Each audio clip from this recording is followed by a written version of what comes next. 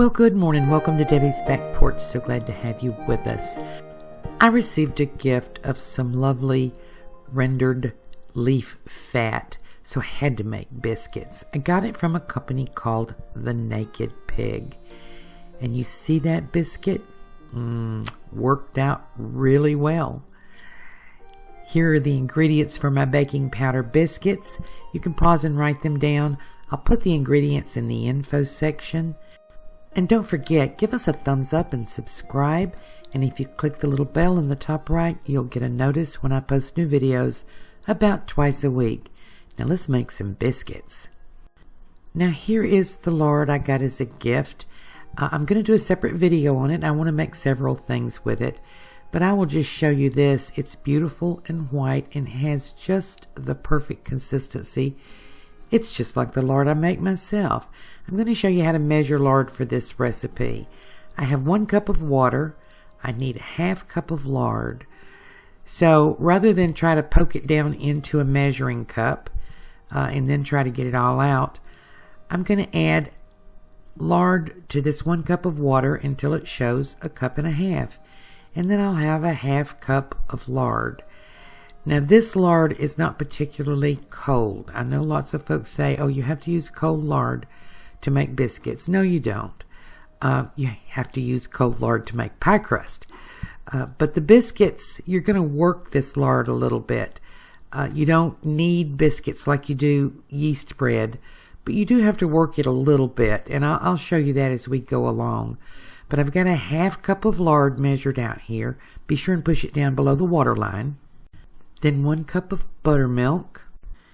Then we're going to measure the flour, and I'll show you the proper way to measure flour. You probably know, I'll show you anyway. By the way, if you don't have buttermilk, you can put a tablespoonful of lemon juice in a cup of regular milk and wait a few minutes, and it'll be cooked the same as buttermilk. So when you're measuring flour, you should sift it. If you can't sift it, at least puff it up. And when I say sift it, I mean before you measure it, because flour tends to get compacted and you'll get a wrong measure if you don't puff it up. And then you don't want to compact it when you're measuring either. Take your cup and spoon flour into it until it mounds up over the edges, and then use a straight surface like a knife to level it off. So this is 1 cup. We're going to measure 2 cups. This is all-purpose flour. If you want to use self-rising flour, you don't have to put in the baking powder and the salt. But I was out of self-rising flour because I haven't made biscuits in a long time. I make yeast bread all the time now. And I used to always keep self-rising flour, but you know, I have so many kinds of flour. I'm trying to cut back. So now I've measured out my 2 cups of all-purpose flour. Don't use bread flour, by the way. And when you measure your baking powder, do it the same way. Fluff it up a little bit and then level it off. The reason I said not to use bread flour is because it has a higher gluten content. And part of what you're doing, here I'm measuring this baking powder, part of what you're doing here in making biscuits is trying not to develop the gluten. Because you want tender biscuits. And gluten makes it a little tougher, a little more spring. So don't use bread flour. And if all you have is bread flour, add a tablespoonful of cornstarch for each cup. And that'll take down your gluten content. So that was a teaspoonful of salt level, a tablespoonful of baking powder level. Now I'm going to sift those together and mix them really well, because you don't want to bite into a spot that's got a lot of salt. You know, a lot of folks don't know what self-rising flour is. I think it's kind of a southern thing. When I was a kid, we moved to Pennsylvania, and my mother couldn't find any. So she had to learn this recipe instead. I have a 9-inch cast iron skillet here. This is my little 1-notch Lodge, and I love it. And I make biscuits in it. This recipe is going to make 9 biscuits. The way I make them, it'll make 9. You can make them smaller or bigger. But this is just the perfect size for 9 biscuits. I took just a little bit of the half cup of lard that I had measured out, and I'm making a well here in this flour. And I need to do a little organizing here. I'll be right back. Okay, that's better. So I've made a well in the dry ingredients. That's the flour, all-purpose flour, baking powder, and salt. And I've dropped my half cup of lard right down in the middle. Now I'm going to cream this together. Let me wipe up a little flour. I'm going to cream this together with the buttermilk. And I'll start by putting about 1/3 of the buttermilk in. And this is the reason I say, if I were making pie crust, I would freeze the lard and then work it in either with a food processor or with a cutter.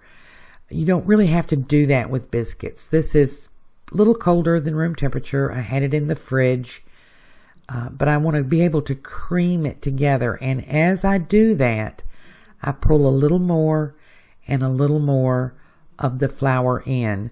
Now, my mother and my grandmother kept a great big bowl of flour. They would just make a hole in the middle of that flour and work the biscuits right there. And the amount of flour they used was just the amount that the milk and the lard pulled up into it until it got to the texture they wanted. And over the years, I just found it easier to measure it out.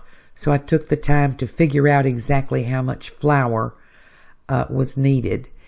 Now, you don't want to mix this, you don't want to overmix it. You want to mix it just until you get all the flour pulled together with the lard and the buttermilk. It has the consistency of kind of thick mashed potatoes. It's not the same as your yeast bread if you're used to making yeast bread. It's softer. But see, it's got all the flour pulled up into it now. I'm just going to pat it down a little bit. Roll it over just a little just to make sure I get it all. You don't want any lumps of flour. So I'll roll it around a little bit to make sure I've picked it all up. And then what I have seen my mother and grandmother both do for years and years and years was just pull the flour, pull the mixture, the dough off of each finger. I'm going to show you how they did it. And I don't really get as much on me as they did. You see, there's my dough, and you just pull the flour off and put it in there, and then lightly flour your hands. Just a little, and if it gets sticky while I'm working, I'll flour them a little more. Now, I use a tablespoon for this. You can pat this out and cut it, but it's just easier for me just to use a tablespoonful. It's actually like a heaping tablespoonful. And that works out to 9 biscuits from this recipe. And then I just roll them around in my hand until they get kind of smooth on the outside. And then drop them into the pan. And I'll do just a couple of these to show you how I do it. Not putting a lot of pressure on them. Just rolling them kind of lightly. Just to make them kind of smooth. Let me do one more for you.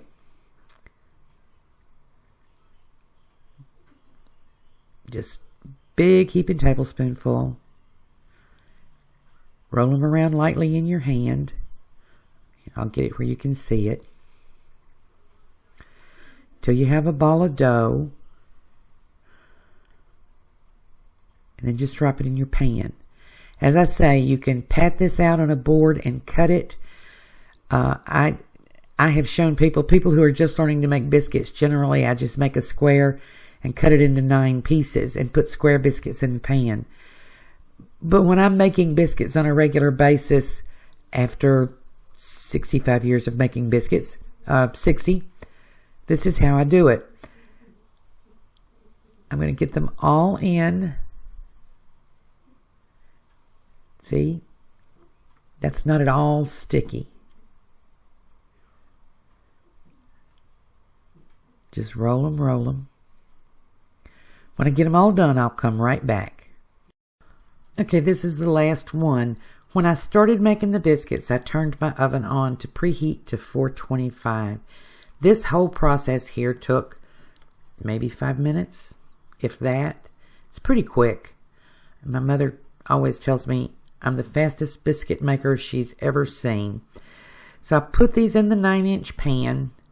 And if you want to make a 10-inch pan full, go 1.5 times.